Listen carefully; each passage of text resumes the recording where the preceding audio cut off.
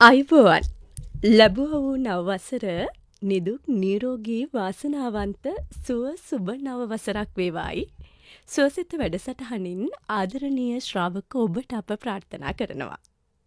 දැන් නවවසරේ ආරම්භයත් එක්කම ඔබේත් මගේත් සිතුම් පැතුම් වගේම ඔබේත් මගේත් අපේක්ෂාවන් අලුත් වෙනවනේ. හැම දෙයක්ම අලුතින් හිතන්න පටන් ගන්න දවසක් තමයි අද දවස. ඉතින් මේ අද දවස ගැන හිතනවා වගේම ටිකක් ගෙවුණු වසර ගැනත් හිතුවොත් සමහර වෙලාවට ගෙවුණු වසරේ සමහරක් ඇති වුණ ප්‍රශ්න අපි විසින් ඇති කරගත්ත ප්‍රශ්න කියලා හිතෙන්න පුළුවන්. ඒ අපේම ඇවතුම් පැවතුම් රටාව, අපේ ජීවන රටාව ගැන අපි වැඩිය හිතන් නැති මොහොතවල් තිබුණා.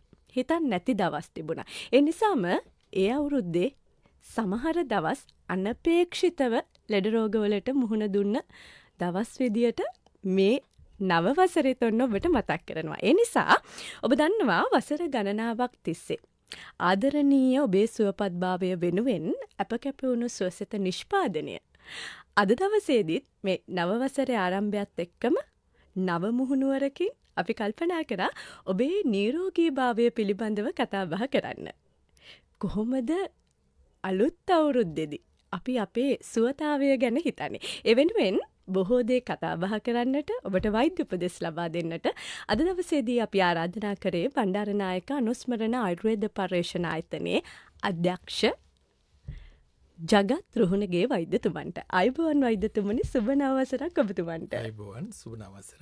හොඳයි. දැන් නිරෝගී කෙනෙකුගේ නිරෝගීකම රැකගෙන ඒ වගේම රෝගී කෙනෙක් නම් මේ රෝගියා ඉන් මුදවා ගැනීම ආයුර්වේදයේ මූලිකම අරමුණ කියලා කියනවා.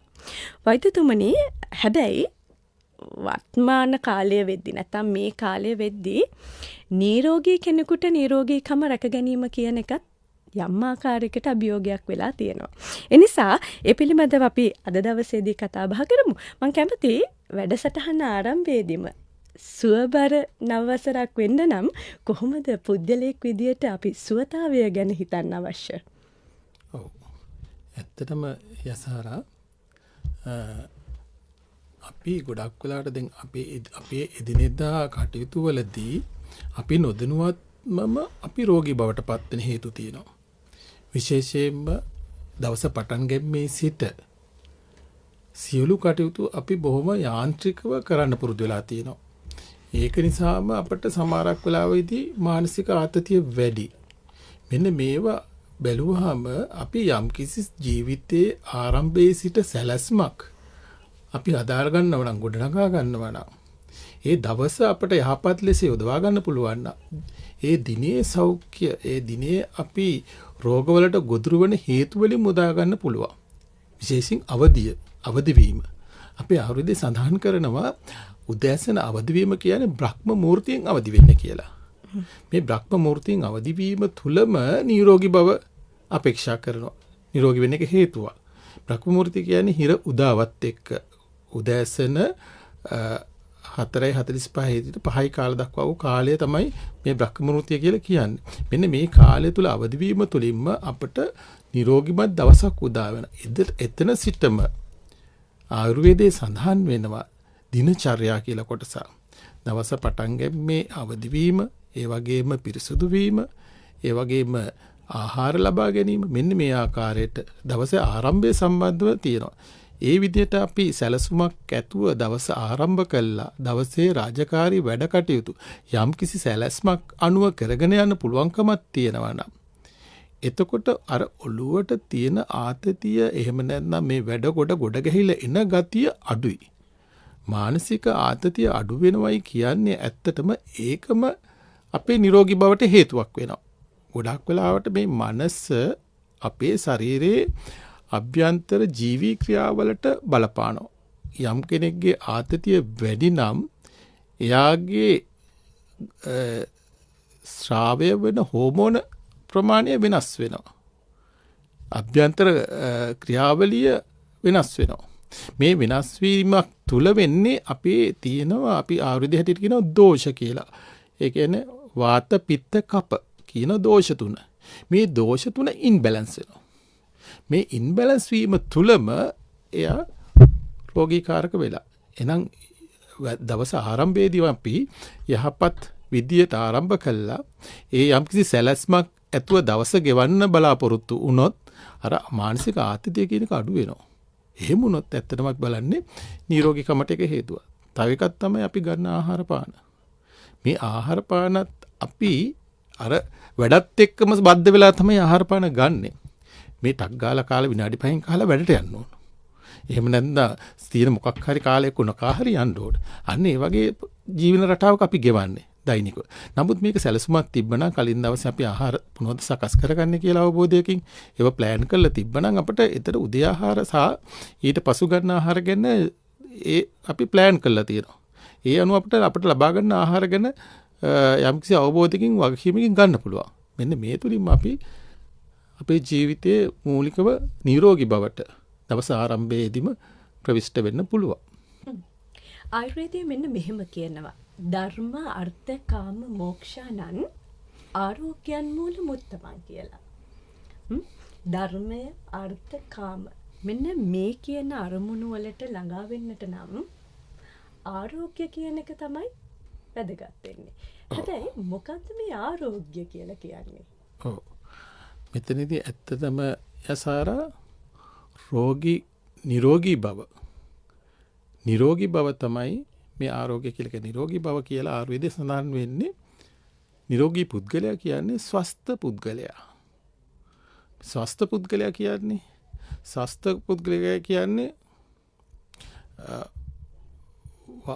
ඒගොල්ලන් වාත පිත්ත කප කියන දෝෂ තුන සමබර නම් ඒ වගේම අපිට තියෙනවා සප්ත ධාතු කියලා කොටසක්. සප්ත ධාතු කියන්නේ රස, රක්ත, මාංශ, මේදස්, අස්ථි, මජ්ජා, ශුක්‍ර. මෙන්න මේ සප්ත ධාතු තුලනේ වෙලා තියෙනවා නම් බැලන්ස් නම්. ඒ වගේම අග්නිය කියලා කොටසක් තියෙනවා. ජඨරාග්නිය තියෙනවා. ඒ වගේම සප්ත ධාතු අග්නිය තියෙනවා.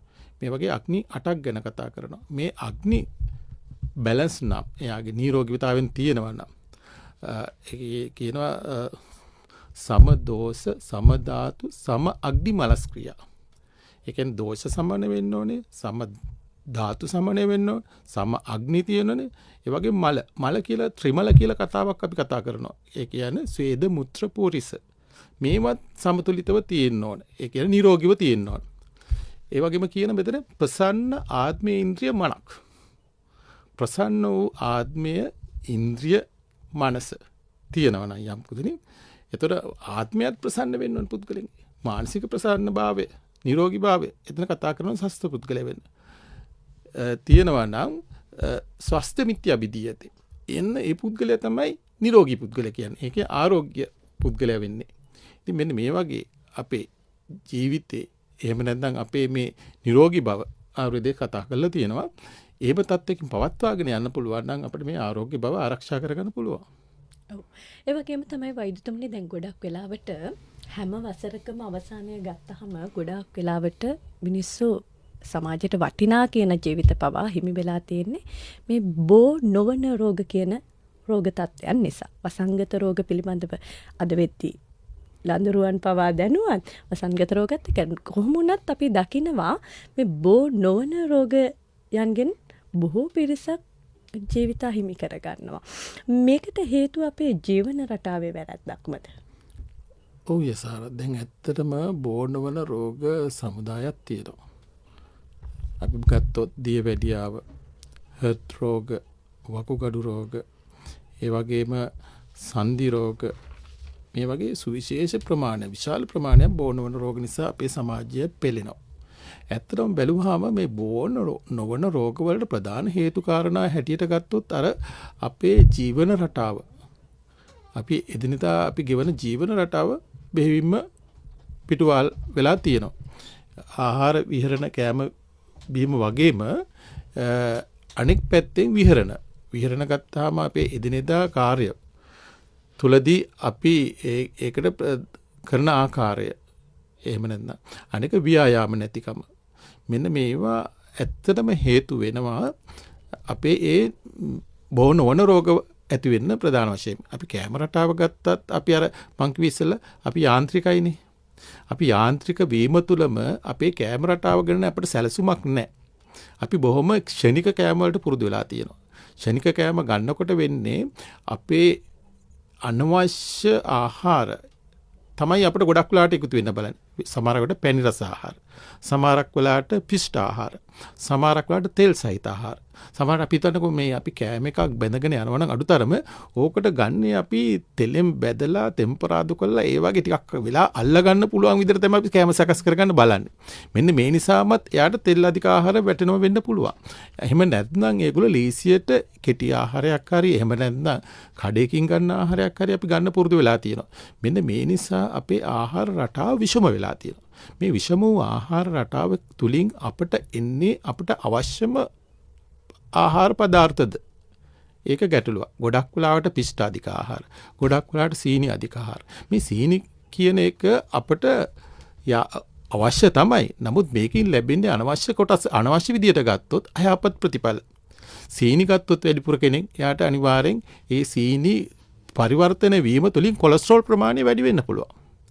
එකක් සීනි වැඩි වීම තුළින් අපිට ලැබෙන දියවැඩියා වගේ රෝග ඇතිවීම. අනික තමයි කොලෙස්ටරෝල් වැඩිවීම තුළින් තව ලෙඩවල් සමුදායක් ඒකත් එක්ක එන්න පුළුවන්. එකක් තමයි හෘද රෝග. අනික තමයි ආඝාත. අනික තමයි මේ තෙල් වැඩිවීම නිසා තව නොයෙකුත් ඔය මේ නහරවල ඇති වෙන රෝග. මේ වගේ නොයෙකුත් ඒ වගේ වකුගඩු රෝග ගොඩක් ඇති වෙන්න පුළුවන් කොලෙස්ටරෝල් වැඩිවීම තුළින්. එතකොට බැලුවාම අපේ මේ ශනික ආහාර සහ විෂම වූ ආහාර රටාවක් තුළින් අපි විශේෂයෙන්ම බෝ නොවන රෝග සඳහා කැඳවනවා. ඒ වගේම අපේ අනිකුත් දේවල් ගත්තාම අපි හිතමු ආහාර වගේම විහරණ.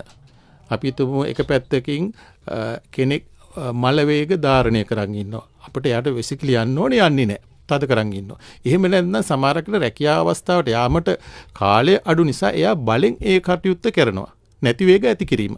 මෙන්න මේ විහරණවලදී මෙන්න මේ වගේ හේතු ඇති වෙන විශේෂයෙන්ම අර්ශස් රෝග, බගන්ධරා රෝග, ඒ වගේම ගුද රෝග, ඒ වගේම තව පැත්තකින් ආහාර මාර්ගයේ ඇති වෙන රෝග.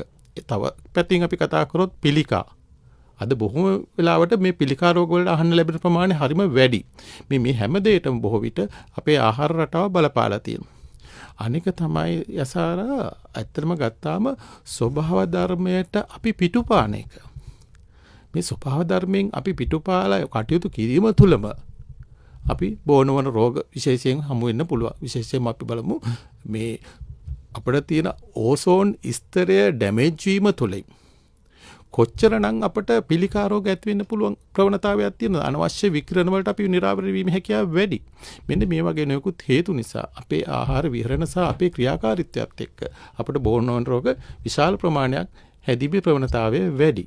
අනිවාර්යයෙන්ම. දැන් වෛද්‍යතුමන් හොඳ තැනකට ආවා. මේ වෛද්‍යතුමන් සඳහන් කරන ආහාර රටාව පිළිබඳව විශේෂයෙන්ම අපිට හොඳ ප්‍රෞಢ ඉතිහාසයක් තියෙන රටක්. එතකොට දසබල යෝධයන් පවා බිහි කළ පෝෂණීය ආහාර සංස්කෘතියක් අපිට තිබුණා. හැබැයි වර්තමානය වෙනකොට මොකක්කෝ හේතුවක් නිසා අපි ක්ෂණික ආහාර රටාවලට හුරු වෙලා තියෙනවා. අර සමහර වෙලාවට ඒකට හරි ලේසියෙන්ම අපි කියන දේ තමයි අපි හරි කාර්ය බහුලයි. සමහර වෙලාවට තාක්ෂණයත් එක්ක අපිට යන්න සිද්ධ වෙලා තියෙනවා. දැන් ඉස්සර කුස්සියක් ගත්තොත් ව්‍යායාම කරන ස්ථානයක් කුස්සිය කියලා කියන්නේ. මිරිස් ගලින් නැඹරුවා. හැබැයි ඒ වෙනුවට අද බ්ලෙන්ඩර් එක ඇවිල්ලා තියෙනවා. මේ වගේ විවිධ කාරණා නිසා මේ අපේ ජීවන රටාව වෙනස් වෙලා තියෙනවා. වෛද්‍යතුමනි අපි කතා කරමු. මේ අලුත් අවුරුද්දේ අපිට වෙනසක් ඇති කරගන්න බැරිද? අනිවාර්යයෙන් සාරා මම ඇත්තටම දැක්කු දෙයක් තමයි අපි යන්ත්‍ර සූත්‍ර වෙලා අපේ අර හැඟීම් අපි යටපත් කරගෙන ගොඩක් වෙලාව අපි කෑම ගන්නකොටත් කනේ ෆෝන් එක එක්කෝ අපි ෆෝන් එකේ ස්ක්‍රීන් එක දිහා බලාගෙන අපි කෑම ගන්නේ. අපේ වෙනද එහෙම තත්ත්වයක් තිබ්බේ නැහැ. අපි දැන් හැම දෙයකදීම අර යාන්ත්‍රික රොබෝල හැටියටපත් වෙලා අපි වෙන වෙන කටයුතු කර කර තමයි අරගෙන. නමුත් අපි දන්නවා නියම එළඹ සිහියෙන් අපි යම් කිසි කටයුත්තක් කරන්න ඕනේ. අපි බෞද්ධ දර්ශනය උනත් කියන විදිහට සම්මා දිට්ඨි අපි නියම ඒ දැක්ම අපිට තියෙන්න ඕනේ. අපි ඒකෙන් විස්ථාපන වෙලා තියෙනවා. එතකොට අපි ෆෝන් එක ගත්තොත් ෆෝන් එක විශාලම හේතුවක් වෙලා තියෙනවා අපේ නොයෙකුත් රෝග වලට. අක්ෂි රෝග වලට හේතු වෙලා තියෙනවා, මානසික රෝග වලට හේතු වෙලා තියෙනවා. අපි ඒවට මේ වෙලා තියෙනවා. ඒ වගේම දැන් ඔබතුමික වගේ අර යන්ත්‍ර සූත්‍ර වලට ගියාම අපිට ව්‍යායාම නැහැ. අපි බොහොම ලේසියෙන් රෙදි ටික මැෂින් එකට දාලා අපි තව පැත්තකින් වෙන වැඩක් එක්කෝ ෆෝන් එකේ ඉඳන් මොකක් හරි බලනවා. ඒ වගේ දෙයක අපි නේලනවා. නමුත් අර මැෂින් එක රෙදි හොදලා දෙනකන් අපි ඒක අතින් සෝදලා ඒම කිරීම තුළම ගෙදර ගෘහණියට ලොකු ව්‍යායාමයක් ලැබෙන්නේ. දැන් ගෙදර ඉන්න ගෘහණිය ලෑස්ති නෑ ආහාර උයන්නවක්වත්. ගොඩක් තැන්වල අපි දැක්කේ දෙයක් තමයි ගෘහණිය බලන්නේ පිටට කියලා පිටට කෑමකට යන්න. නේ? එහෙම නැත්නම් පිටින් කෑම ගෙන්නන්න. අපි කෝල් කරලා කියනවා මහත්තයාගෙද එනකොට මේ කෑම අරන් ඉන්න රැයට. ඒ වගේ තත්ත්වයක් අපි දකින්නේ. සමහරක් වෙල ගෘහණියන් උයන්න දන්නේ නැහැ. අලුතින් එන පරම්පරාව විශේෂයෙන් මම දැක්කු දෙයක් තමයි මේ කුඩා පරම්පරාවේ අපේ අලුත් ජෙනරේෂන් එකේ අයට මේ ආහාර ඉස්සර අපි ගෘහණිය කියන්නේ කුස්සියේ සියලු කටයුතු සම්බන්ධව නිපුණතාවයෙන් ඉන්න කාන්තාවක් අපිට ඉස්සර හිටියේ. නමුත් දැන් ඉන්න කාන්තාව ඊට වඩා හාස්පසින්ම වෙනස්. එයා බොහෝ විට එක්කෝ තාක්ෂණත් එක්ක සම්බන්ධ වෙච්ච වෙනස් වූ පුද්ගලයෙක් තමයි අපිට දකින්න පුළුවන්. මෙන්න මේ වගේ දේවල් වලින් තමයි ගොඩක් වෙලාවට අපිට රෝගකාරක හේතු નિરાයාසයෙන්ම අපි වෙතට ගලාගෙන එන්නේ. ගොඩක් වෙලාවට අර වෛද්‍යතුමන් සඳහන් කර විදියට මේ ජීවත්වන රටාව පිළිබඳව ජීවන රටාව පිළිබඳව අපිට සැලැස්මක් නැහැ.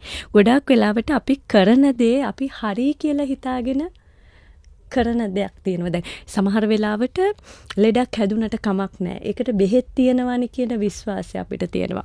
ඔකට හොඳ උදාහරණයක් තමයි වෛද්‍යතුමනි අර ලෝකසිතියමක් අපිට දුන්නාම මේක කැබලි වලට කඩලා අපිට ආයි කිව්වොත් මේ ලෝකසිතියම හදන්න කියලා අපිට සමහර වෙලාවට මේ ලෝකසිතියම හදන්න අපහසුයි. හැබැයි මේ ලෝකසිතියම පිටිපස්සේ මිනිස්සෙක් ඇඳලා මේ මිනිස්සයව අපිට නිර්මාණය කරගන්න පුළුවන් වුණොත් අපිට ඒක හරි පහසුයි. ඒ වගේ තමයි අර අපේ නිරෝගීකම පිළිබඳව හිතනවා නම් ජීවන රටාව පිළිබඳව අපි මුලිකවම සැලකිලිමත් විය යුත්තේ. ඉතින් මේ කරුණු කාරණා එක වෛද්‍යතුමනි අපි කතා කරමු. අර රටක් ආරක්ෂා කරන්න හමුදාව ඉන්නවා වගේ අපේ ශරීරය එහෙමත් නැත්නම් අපිව ආරක්ෂා කරන්නේ අපේ ප්‍රතිශක්තිකරණ පද්ධතිය. කොහොමද ප්‍රතිශක්තිකරණ පද්ධතිය ශක්තිමත් කරගන්නේ? මේක බිඳ වැටුනොත් අපිට පැවැත්මක් නැහැ. ඔව්.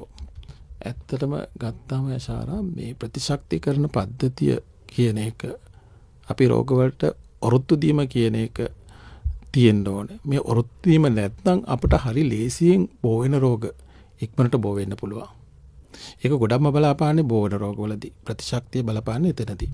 එතකොට මේ ප්‍රතිශක්තිය කියන එක අපි කොහොමද ආරක්ෂා කරන්නේ? අපි දන්නවා ඉපදීමේදීම දරුවෙකු මව කුසෙන් එළියට ඉපදීමත් එක්කම අපි කියන මුල්ම කිරි ටික දරුවට පොවන්න. ඒකේ තියෙන කොලෙස්ටරෝල් කියලා එක. මේ කොලෙස්ටරෝල් වල තියෙන ප්‍රතිශක්තිය ගොඩක් තියෙනවා. මෙන්න මේ දේම මූලිකව අපිට ප්‍රතිශක්තිය ඇති කරන ප්‍රධාන දේ. ඒකට වගේම මව්කිරි ලබා දීම තුළින් දරුවෙකුගේ ප්‍රතිශක්තිය ඊටාත්ම ඉහළට නෙනවා. ගොඩක් වෙලාවට දරුවට බෝ වෙන රෝග බෝ වෙනවා අඩුයි. විශේෂයෙන්ම ඒ ප්‍රතිශක්තිය අමවගේ කිරිත් එක්ක යාට ලැබෙන නිසා.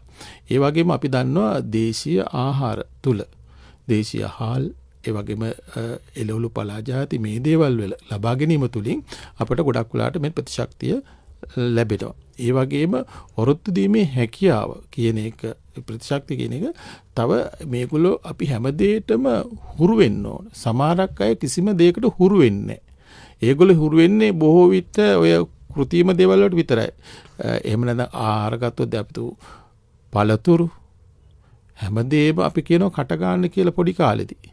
සමහරක් අය අම්මලා ඉන්නවා දරුවට දෙන්නේවත් නැහැ ඒවා. අන්නාසි වගේ දේවල් දෙන්නේ කැමති නෑ, දෙන්නේ යාට ඇලර්ජික් වෙයි, එහෙම නැත්නම් ඒවා විසයි සැරයි කියලා දෙන්නේ. නමුත් ඒ දරුවට හැමදේම හඳුන්වා දීම පොඩි කාලේ ඉඳන්ම එයාට ඒ දෙයට ඔරොත්තු දීමේ හැකියාව වැඩි වෙනවා. ඊළඟ එක තමයි ඒ නිවැරදි බර කළමනාකරණය කරන එක. ඒ බර ඒ වයසට ගැලපෙන බර ළමා කාලේ නම් ළමා කාලේ අදාළ ඒ charts වලට අනුව බර අපි බලනවා. ඒක දැනට ලංකාවේ මොනිටර් කරන ක්‍රමවේදයක් තියෙනවා. ඒ වගේම වැඩිහිටි කෙනෙක්ගේ බර කියන එක අපි දන්නවා BMI අගේ අනුව එක වයසට උසට ගැලපෙන බර ගැන තියෙනවා විස්තර. මෙන්න මේක අපි රැකගත්තොත් බොහෝ විට එයාගේ ඇඟේ නිරෝගී භවයක හේතු වෙනවා. ඒ වගේම අපි අර නිවැරදි ආහාර රටාවත් එක්ක ව්‍යායාම කරගෙන යනවා නම් කෙනෙක්ගේ ව්‍යායාම තුලින් අනිවාර්යෙන් එයාගේ ශක්තිය ඇති කරනවා. අනවශ්‍ය තෙල් පදාර්ථ ඒ කොටස් අයින් වෙනවා. මෙන්න මේ විදිහට අපි පුළුවන් නම් අපේ ආහාර රටාව වැදගත්මයි එතනදී. ඒවා පාලනය කරගෙන යනවා නම් අනිවාර්යෙන් ප්‍රතිශක්තිය වැඩි කර ගන්න පුළුවන්. මේ ප්‍රතිශක්තිය වැඩි කර ගැනීම තුළින්ම රෝග වලට ගොදුරු වෙන ප්‍රවණතාවය අඩු කර ගන්න පුළුවන්. හොඳයි. වෛද්‍යතුමනි ඒ වගේම මේ අපි කතා බහ කරමු මේ දැන් ගොඩක් වෙලාවට අවුරුද්ද පුරාවටම මානසික ශක්තිය කියන එක අපිට හරි වැදගත්. මානසිකව වැටුනොතින් සමහර වෙලාවට අර අරමුණු ඉලක්ක අපේක්ෂාවන් මේ කිසි දෙයක් අපිට ජයග්‍රහණය කරගන්න බැරි වෙනවා. සාමාන්‍යයෙන් අවුරුද්ද අවසානයේ අපි බලන්නේ අපි මොනවද අවුරුද්ද පුරාවටම අපිට කරගන්න පුළුවන් උනේ කියලානේ. හැබැයි ගොඩක් වෙලාවට අපි දකිනවා මානසිකව කඩා වැටෙන අවස්ථාවන් වලදී අපි ගොඩාක් අපේ වැඩ අත්පසු කරගන්නවා. සාමාන්‍යයෙන් කායිකව මානසිකව ශක්තිමත් කෙනා තමයි සෞඛ්‍යවත් පුද්ගලයෙක් කියලා අපි හඳුනගන්නේ. කොහොමද පුද්ගලයෙක් මානසික වශයෙන් ශක්තිමත් වෙන්නේ? නවසරේ මං හිතනවා ඒකට හොඳ උපදෙසක් ලබා දෙන්න අවශ්‍යයි. ඔව්. ඇත්තටම ගොඩාක් වෙලාවට අර අපි ගැටලුවක් හඳුනාගෙන ඒ ගැටලුවට මුහුණ දෙන ස්වરૂපය අනුව අපේ මනස වෙනස් වෙන. සමහරක් ගොඩාක් වෙලාවට ඒක අපේ පොඩි කාලෙම දරුවන්ට ලොකු ආදරයක් දක්වනවා අපි දෙමාපියෝ හැටියට. ඒක පැත්තකින් මට හිතෙනවා ඒක වරදක්ද කියලා. දරුවන්ට ආදරය කරන්න ඕන. දරුවෝ ඇත්තටම ආදරෙන් ඇති දැඩි කරන්න ඕන. නමුත් ඒ වගේම දරුවන්ට ප්‍රශ්න වලට ඔරොත්තු දීමට ඒගොල්ලන්ට සමාජයේ ගැටෙන්න ඉඩකඩ දෙන්න ඕන. මේ සමාජයේ ගැටිලා ප්‍රශ්න හඳුනගෙන ඒගොල්ලෝ ප්‍රශ්න වලට මුහුණ දෙන්න හැකියාව තියෙනවා නම් තමයි දරුවෙක් ඒ පැත්තේ ඒ දේවල් හඳුනාගෙන ඒ මනස ශක්තිමත් කරන්නේ. ඇතිවීම නැතිවීම ස්වභාව ධර්මය මේ ස්වභාවික දේවල් හඳුනා ගැනීම තුලින් එයා තේරුම් ගන්නවා මේක ස්වභාවික දෙයක්. නැත්නම් සමහරක් වෙලාවට අර අපි කියන්නේ ප්‍රිය දෙයක් ප්‍රියෙහි විපයෝගී දුක් ප්‍රිය දේවලින් ඈත් වීම දුක. මේ දුක දරා ගන්න බැරි කෙනෙක් ඉන්න පුළුවන්. නමුත් ඒ ස්වභාවය අඳුරා ගත්තාම එයාට තේරෙන මනසට තේරෙන එයාගේ මේක සාමාන්‍ය දෙයක්. මේ දේ අත්විඳින්න වෙනවා. මේක ස්වභාවික දෙයක්. අන්න ඒ වගේ ස්වභාවික ප්‍රශ්නකට තමන්ට එළඹෙන ප්‍රශ්නේ අවබෝධ කරගන්නත් ඒ ප්‍රශ්නෙට මොකද්ද විසඳුම කියන එක තමන්ට තෝරගන්නත් ඒ ආත්ම ශක්තිය ඇති කරන්න නම් ඒ පුද්ගලයා ඒ ප්‍රශ්නෙට විසඳුම එයාගෙන්ම එන්න ඕන. ඒකට වෙන කෙනෙක් මැදිහත් වෙලා උත්තර දෙන එක වෙන දෙයක්. දැන් සමහරක් අය ඉන්නවා තමන්ට ඒක ගොඩ ගන්න බෑ. එයා ඒ ප්‍රශ්නෙම්ම වෙලිලා ඉන්නවා. එතකොට ඒකට සමහරක් වට ඒකට විශේෂ දැනුමක් ඇති කෙනෙක්ගේ උපදෙස් අරගෙන ඒක විසඳ ගන්න එක ගැටලුවක් නෑ. නමුත් එයා අර පරිණතභාවයේ අඩු නම් එයා හරි අමාරුයි කොට ගන්න. අපිට දැන් ඇත්තටම අපේ සේවය තුළ වුණත් අපිට පේනවා සමහරක් අයගේ මානසික තත්ත්වය හරිම අඩුයි. යම් ප්‍රශ්නකදී ඒගොල්ලෝ උත්තර තෝරන හැටි හරිම සුදුසු නැහැ. සුදුසු නැති විදිහට තමයි ඒගොල්ලෝ විසඳුම් වලට යන්නේ. මෙන්න මේ තුලම අපිට ගැටලුවක් වෙලා තියෙනවා. කොහොමද ඒගොල්ලෝ එකතු කරගෙන ඉදිරියට අපි මේ ආයතන පවත්වාගෙන යන්නේ කියන එක. ඉතින් ඒගොල්ලෝ සමහරක් වෙලාවට ඒ මානසික මෝරල නැහැ. ඒ ප්‍රශ්නයක් අවබෝධ කරගන්න ඒකට අද දවසේ මොකද්ද ගන්න පුළුවන් සාධාරණ විකල්පය උත්තරය හැම එකම සාපේක්ෂයි අනික. අපි ගන්න උත්තරය උනත් බොහෝ වෙලාවට ඒ වෙලාවට ගැළපෙන සාපේක්ෂව වඩා සුදුසු දේ තමයි අපි තෝරගන්නේ. ඒක නැත්නම් ਸਰව සම්පූර්ණ උත්තරය නෙවෙයි. එහෙම උත්තර අපිට ගන්න බෑ. එතකොට එදාට දවසට ගැලපෙන අපි උත්තරයකට සාපේක්ෂව අපිට යන්න සිද්ධ වෙනවා. මෙන්න මේ තුලින් අපිට පුළුවන් මානසික තත්ත්වය හදාගන්න. ඉතින් අපි නිතරම දේ කියවීම, ඇසුරු කිරීම, එහෙම නැත්නම් මේ ඒවට මුහුණ දීලා අවබෝධ කර ගැනීම. මෙන්න මේ තුලින් අපිට මනස වර්ධනය කරගන්න පුළුවන්. හොඳයි. බොහෝ දේ කතා බහ කරන අතරවාරයේදී අද වැඩසටහන වෙනුවෙන් අපිට ලැබී තිබෙන කාලයයි මේ විදියට ඉක්ම වෙන්නේ. වෛද්‍යතුමනි අවසාන වශයෙන් අපි මතක් කරමු හිතායු සුඛායු දීඝායු. මෙන්න මේ දේ ලබා ගන්නට ආයුර්වේදයේ තිබෙන රහස පිළිබඳව. ඔව්. හිතායු සුඛායු දීර්ඝායු. මෙතන ලොකු ගැඹුරුයි මේ ඇත්තටම යසාර හිතායු කියන්නේ හිත ආයු කාලය, දීර්ඝායුෂ කාලය, සුඛායු ඒ ගෙවන ආයුෂ කාලය සුවසේ එහෙම නැත්නම් සැප ගෙන දෙන ආයුෂ කාලයක් කියන එක. මෙතනම තියෙන්නේ ඇත්තටම අපි මෙච්චර වෙලා කතා කරපු සෞඛ්‍ය සම්පන්න ජීවිතයක්. අත් වෙනවයි කියන එක. සෞඛ්‍ය සම්පන්න නිරෝගී ජීවිතයක් අත් වේවා කියන එක ප්‍රාර්ථනාව තමයි අපි ආයුර්වේදයෙන් හිතායු සුඛායු දීර්ඝායු කියලා අපි විස්තර කරන්නේ. ඒ කියන්නේ ආයුර්වේදදී අපි මං ඉස්සෙල්ලා කිව්වේ දිනචර්යා කියලා අපිට තියෙන උදේ අවදි වීමේ සිට ආහාර ගැනීම, ඒ වගේ දවස සැලසුම් කර ගැනීම, ඒ තුලින් තමගේ මානසික සෞඛ්‍ය, ව්‍යායාම අන්න ඒ සියල්ල එකලස් කරගෙන අපේ ජීවිත ගමන ගෙන යන්න පුළුවන් නම් අපිට මෙන්න මේ හිතායු සුඛායු දීර්ඝායු වලට සමීප වෙන්න පුළුවන්. මේක ආයුර්වේද ජීවන දර්ශනයත් එක්ක කතා කරන බොහෝ පුළුල්ලු අපේ ජීවිතය ඉදිරියට ගෙන යන ප්‍රාර්ථනාවක්. අනිවාර්යයෙන් මේ පිළිබඳව ඉදිරි වැඩසටහන් වලදී අපි ඔබව දැනුවත් කරන්නට සූදානම්. එහෙමනම් සෞසිරෙන් සරුසාරවන රෝ දුක් බියෙන් තොර නිදුක් නිරෝගී නවසරක් ඔබට ප්‍රාර්ථනා කරනවා. ත්‍රිවිධ රත්නයේ ආනුභාවයෙන් ගෙවුණු වසරේදී ඒ දැනුණු රෝගවල දුක්වල අඳුරු සෙවණැලි මේ නව වසරේ අපිට නොලැබේවා කියන ප්‍රාර්ථනාවත් එක්කම ඔබට සෞභාග්‍ය උදා වෙන නිරෝගී සුවය උදා වෙන සුවදායි දවසක් ප්‍රාර්ථනා කරනවා. අද වෛද්‍ය සාකච්ඡාව වෙනුවෙන් මැදිරියට පැමිණියේ බණ්ඩාරනායක අනුස්මරණ ආයුර්වේද පරීක්ෂණ ආයතනයේ අධ්‍යක්ෂ ජගත් රුහුණගේ වෛද්‍යතුමන්. අද වැඩසටහනට තාක්ෂණික දායකත්වය ලබා දුන්න රජීව නානායක්කාර, එවැගේම නව මාධ්‍ය මෙහෙයවමින් මුහුණු පොත හරහා ඔබත් මමත් යා කරේ කලන දිසානායක, මම ජනානි අසාරා.